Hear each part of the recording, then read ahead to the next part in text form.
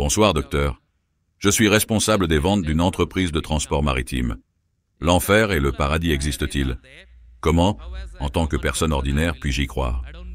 Je ne crois en aucune religion.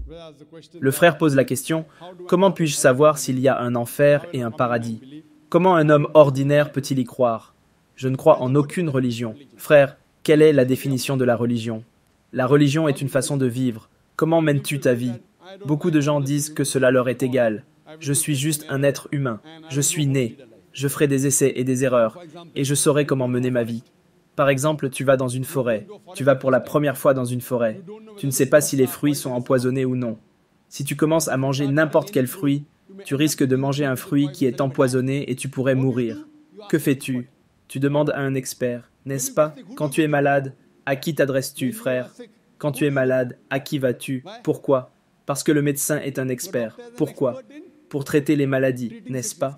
Tu ne peux pas dire que tu es un être humain, que tu te traiteras toi-même. Non, c'est ce que dit le Coran dans la sourate An-Nahl.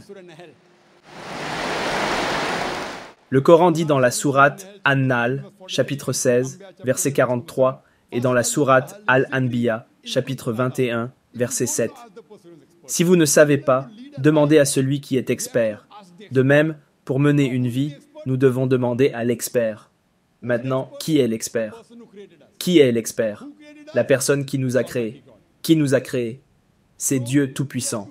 Donc, nous devons suivre les commandements de Dieu Tout-Puissant. Si vous ne croyez pas en Dieu Tout-Puissant, vous devriez écouter ma cassette vidéo « Le Coran est-il la parole de Dieu ?» où j'ai prouvé logiquement et scientifiquement l'existence d'Allah. Si vous êtes athée, êtes-vous athée, frère? Êtes-vous athée? Pardon? Êtes-vous athée? Non, non. Vous n'êtes pas un athée? Alors qu'est-ce que vous êtes? Croyez-vous en Dieu? Actuellement, je crois en une puissance supérieure. Mais, Très bien, donc vous croyez en Dieu? Vous voulez interagir avec une puissance? Vous voulez interagir avec le surnaturel? Donc vous croyez en Dieu? en fait, je crois en quelque chose, mais Quelque chose, vous ne connaissez pas le nom, mais le nom est Dieu. Vous pouvez l'appeler Dieu ou peu importe.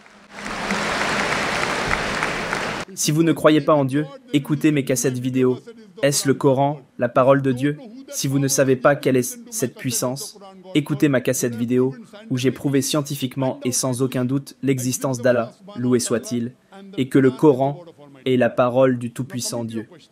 Maintenant, pour répondre à votre question, si vous parlez de pouvoir, cela signifie que vous croyez en une religion, car selon la définition du dictionnaire Oxford, une religion signifie la croyance en un pouvoir de contrôle surnaturel. Le mot pouvoir est là. Cela signifie que vous croyez en une religion. La religion, selon le dictionnaire Oxford, signifie la croyance en un pouvoir de contrôle surnaturel, un dieu personnel ou des dieux qui méritent obéissance et adoration. Cela signifie que vous croyez en une religion. Vous ne connaissez pas la définition de la religion. Donc ne dites pas que je ne crois pas en la religion. Religion est un mot anglais, frère. Religion est un mot anglais. Si vous ouvrez le dictionnaire Oxford, il dit que la religion signifie la croyance en un pouvoir de contrôle surhumain. Et vous croyez en un pouvoir, ou en un dieu personnel, ou des dieux qui méritent l'obéissance et l'adoration. Pour en savoir plus sur ce pouvoir, regardez ma vidéo. Maintenant, en ce qui concerne votre question de base, comment vais-je prouver qu'il y a un enfer et un paradis? Maintenant, si vous écoutez ma vidéo, j'ai dit que j'ai prouvé de nombreux aspects scientifiques dans le Coran. Si vous utilisez la science pour comprendre le Coran, nous découvrons que ce que le Coran a dit, aujourd'hui, 80% peut être prouvé comme étant 100% correct scientifiquement. Le Coran parle de divers faits scientifiques que nous avons découverts récemment. Il parle d'astronomie, il parle de la nature sphérique de la Terre, il parle du Big Bang, il parle de la lumière de la Lune qui n'est pas sa propre lumière mais une lumière réfléchie, il parle du cycle de l'eau, il parle de la biologie, il parle de la botanique, il parle de la zoologie, il parle de l'embryologie. Toutes ces choses. Aujourd'hui, c'est l'ère de la science et de la technologie. Si nous soumettons ce test de la science au Coran, nous découvrons que 80% de ce que le Coran dit est correct à 100%. Les 20% restants sont ambigus, ni justes, ni faux, même si ces 20% ne représentent pas même 0,01% d'erreur scientifique. C'est ambigu. Donc ma logique dit que si 80% est correct à 100%, et même pas 0,01% des 20% restants se sont avérés faux. Alors, Inch'Allah, même ces 20% seront corrects. C'est une croyance logique. J'ai été médecin. Le Coran aborde l'astronomie, l'embryologie, la génétique, tout est parfait. Puis tu me demandes, frère, étant médecin, tu crois en l'enfer? Tu crois au paradis? Tu crois au djinn? Tu crois en la vie après la mort? Donc, ma logique dit qu'Inch'Allah, même les autres 20% du Coran auxquels la science n'a pas encore atteint ce niveau, la science ne peut pas le prouver. Peut-être que la science le prouvera dans 50 ans ou 10 ans. Mais aujourd'hui, la science n'a pas atteint ce niveau. Donc, de cette manière, je crois que même les 20% que la science n'a pas encore prouvé être vrai ou faux. Inch'Allah, même cela sera correct. C'est une façon de prouver l'existence de l'enfer et du paradis. Il y a une autre façon, simple, sans lire le Coran. Frère, je pose une question simple. Est-ce que voler est bon ou mauvais? Voler est bon ou mauvais? Voler est mauvais. Mauvais, d'accord. Violer une femme est bon ou mauvais? Non, non, mauvais. Mauvais. D'accord, maintenant je vais te poser une question. Logiquement, je suppose être de la mafia. Hypothétiquement, je suis un grand voleur. Tu me prouves logiquement et scientifiquement. Je suis une personne très logique. Je suis une personne scientifique. Je suis une personne logique et scientifique. Tu me prouves pourquoi voler est mauvais pour moi. Et je cesserai de voler. Donne-moi seulement une raison. Une bonne raison pour laquelle voler est mauvais pour moi. Et je cesserai de voler. Cela blesse les autres, cela blesse les gens. Ça blesse les autres. Quelle différence cela me fait-il? Si ça blesse, si je vole 1000 rials, cela me bénéficie. Je peux regarder un film. Je peux aller dans un hôtel 5 étoiles. Quelle différence cela fait-il quand ça blesse les autres? Est-ce que ça me blesse? Je t'ai dit de me prouver pourquoi c'est mauvais pour moi, pas pour les autres. Les autres m'importent le moins. Pourquoi c'est mauvais pour moi? Quand je vole des milliers, si ça ne lui fait pas de mal, pas de problème. Quelle différence cela fait-il pour moi, si ça fait du mal à quelqu'un d'autre? Est-ce que ça fait une différence pour moi? Je peux en profiter. Je peux regarder un film. Je peux manger du poulet biryani. Je t'ai demandé de me donner une raison logique pourquoi c'est mal pour moi, pas pourquoi c'est mal pour les autres.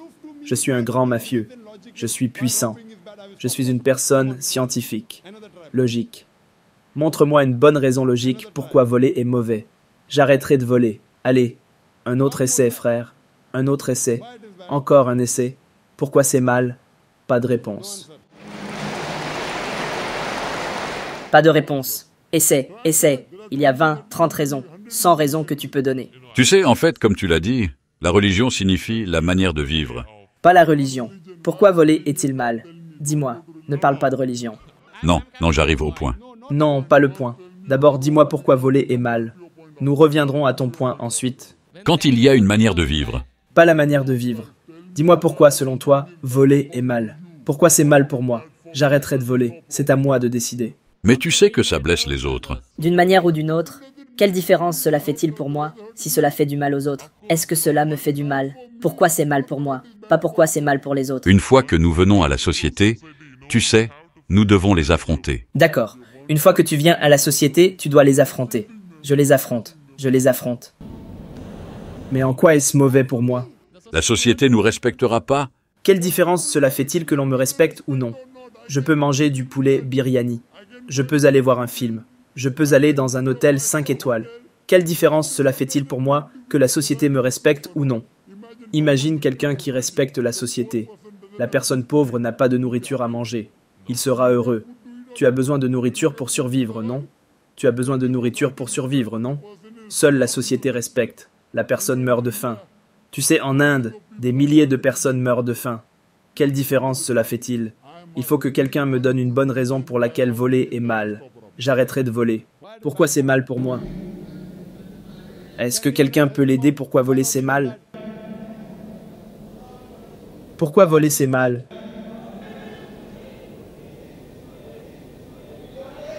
Il y a plusieurs réponses. Je vais t'aider. Tu pourrais dire que la police te prendra. Une bonne raison logique. La police viendra te prendre. Correct, non? Correct. Mais tu n'as pas donné. Je t'aide. Mes frères, je t'ai dit, je suis un puissant mafieux. La police est à ma botte. Les ministres sont à ma botte. Gros mafieux. Tu vois, tous les grands mafieux, la police est à leur botte. Ils sont à mon service. La police est à mon service. Que vont-ils m'attraper? Les petits voleurs comme toi ne devraient pas voler. Tu te feras arrêter. Je suis un grand mafieux. La police est à mon service. Même les ministres sont à mon service. Ils sont à ma botte. Donc, les petits voleurs comme toi ne devraient pas voler. Un grand mafieux comme moi peut voler. Une autre raison, je vais t'aider. Peut-être que quelqu'un viendra te voler. Oui, personne ne peut me voler parce que j'ai 100 gardes du corps. Tous cachés derrière la scène. Gardes du corps. Les petits voleurs volent. Quelqu'un les volera. Personne ne peut me voler parce que j'ai des gardes du corps. Des centaines de gardes du corps avec des AK-47. Donc, logiquement, tu ne peux pas prouver du tout pourquoi voler est mauvais. Avec toute ta science et ta technologie, tu ne peux pas prouver que voler est mauvais. Donc, dois-je le prendre comme ça? C'est pour faire craindre aux gens que s'ils font des choses mauvaises, alors quand ils meurent... Qu'est-ce qui est mal? Où est le mal dans le vol? Tout d'abord, tu dois prouver que c'est mal. Où est le mal dans le vol? Tu ne m'as pas prouvé que le vol est mal. Quand tu prouveras que le vol est mal, alors tu pourras dire de ne pas faire de mauvaises actions. Par conséquent, ce qui est bon, ce qui est juste, tu as besoin d'un créateur pour te le dire. Tu as besoin d'un médecin pour te dire quel aliment est bon, quel aliment est mauvais. Ce fruit est empoisonné, celui-ci est bon pour toi.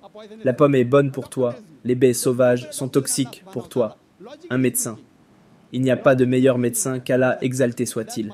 Logiquement parlant, frère, ce mafieux a des gardes du corps. Personne ne peut lui nuire. Et crois-moi, il y a de nombreux exemples. Il meurt d'une mort très confortable. Mais je pose une question simple maintenant, frère. Ne penses-tu pas qu'il devrait y avoir justice? Frère? Oui, Justice. Quelqu'un devrait-il le punir ou non? la loi est là. Mais la loi ne peut pas punir chaque être humain ici, frère. Il y a beaucoup de mafieux en Italie. Il y a beaucoup de personnes de la pègre en Inde. Et la loi ne peut rien faire contre eux. La loi est à leurs bottes. Mais toi, en tant qu'homme ordinaire, ne penses-tu pas qu'il devrait être puni? Le viol, c'est bien ou mal. Il y a beaucoup de gens qui violent. Ils violent les filles. Non, rien. La loi ne peut pas les attraper. Alors ne penses-tu pas qu'ils devraient être punis? Oui ou non? Oui, Mais il y a beaucoup de gens, tu vois, dans ce monde, qui sont de grands mafieux. Ils meurent d'une mort confortable. Ils sont riches. Ils sont millionnaires. Il devrait y avoir une certaine justice. La réponse est donnée par un créateur. Sourate Al-Imran. Chapitre numéro 3, verset numéro 185. Allah dit, « Chaque âme goûtera à la mort, mais la rétribution finale sera le jour du jugement. Cette vie n'est qu'un bien trompeur. S'il n'y a pas de vie après la mort, cette vie est injuste. Ce que nous disons, c'est que la justice totale sera le jour du jugement. Notre Créateur, le Tout-Puissant Dieu, rendra justice. » Je dis à la personne, « D'accord, tu peux être un grand voleur. Par exemple, tu es ce mafieux.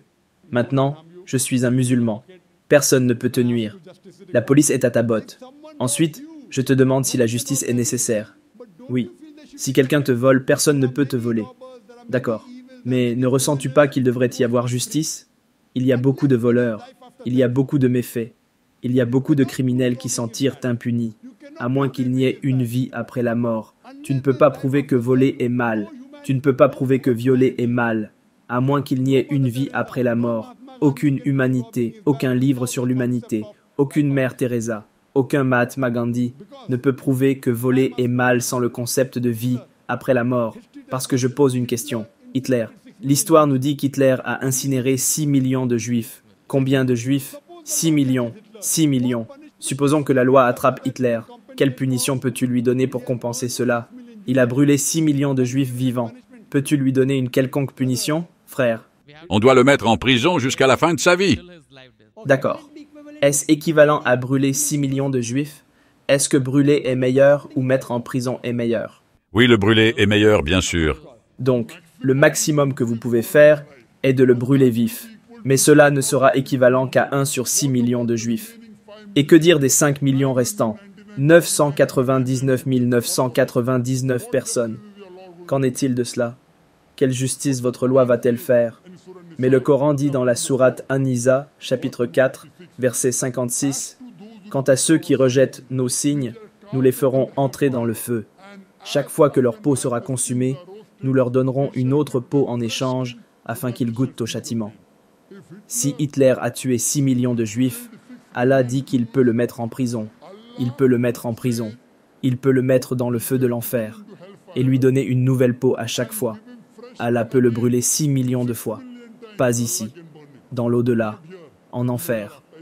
Donc, la seule façon d'empêcher Hitler de tuer 6 millions de juifs est de lui dire « Ici, tu tues 6 millions de juifs.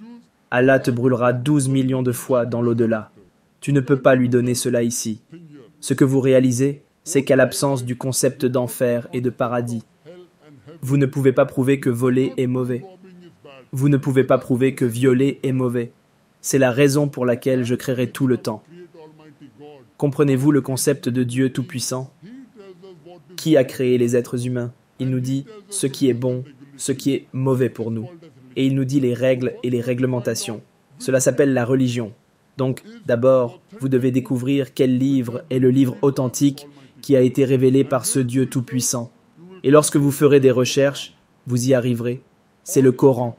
Toutes les Écritures parlent du Dieu Tout-Puissant. Et toutes les Écritures pointent vers la dernière et la révélation finale du Coran. Et le dernier message du prophète Muhammad, que la paix soit sur lui. J'espère que cela répond à la question.